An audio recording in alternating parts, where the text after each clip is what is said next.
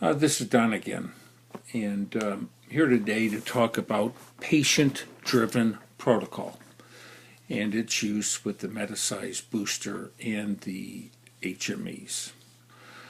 Some hospitals, facilities have protocols that are driven by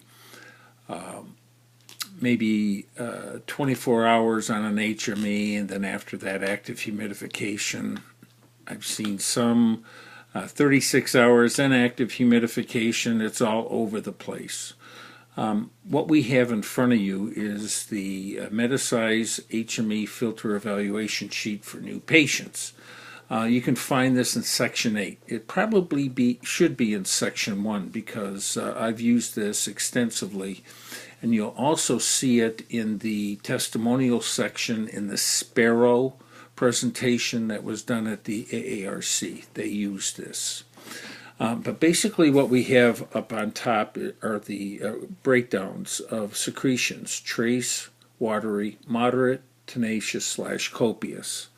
On the bottom of the sheet you'll find the definitions for trace, watery, moderate, and tenacious / copious.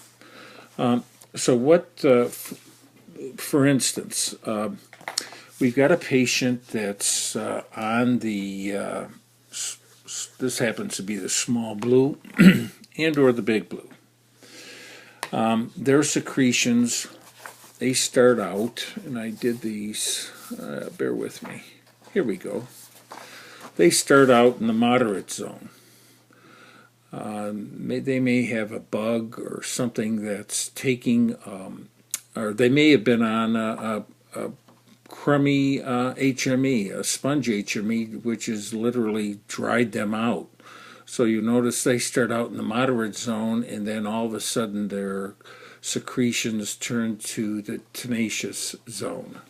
At this point, the patient needs to be introduced or have the booster / T-piece added so we can add additional moisture and temperature to the HME. And you'll notice, or you'll remember, that when you put the T-piece, the booster into the T-piece, the light on the bottom is red, then it goes to another color. I'm colorblind, and eventually green. And out of these three colors, the reason I know green, it's the brightest of the three. So this needs to be implemented in front of the HME. So now we have 33 milligrams. This would be hooked to a bag of water. The water comes in at a rate of 3 mLs an hour. We heat that water up, turn it into a vapor, so now they're getting an additional 3 or 4 milligrams per liter at a higher temperature, and away we go. We're off to the races. And as I turn over, there we go. Good timing, Don. So it turned green, so we're ready to go. And you can see the condensation cloud appear in the T-piece.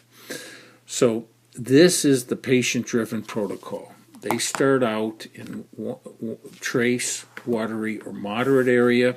You stay the course with the HME.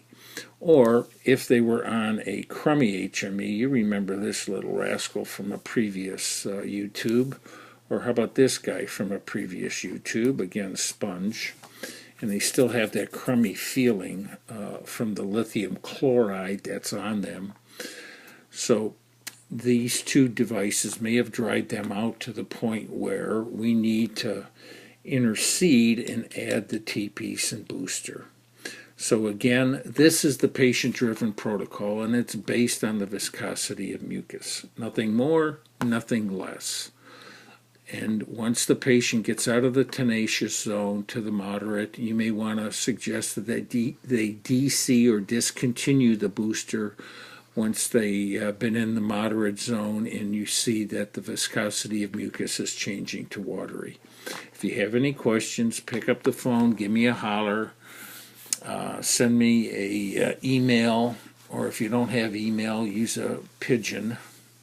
I read all my pigeon mail, email, and have a great day.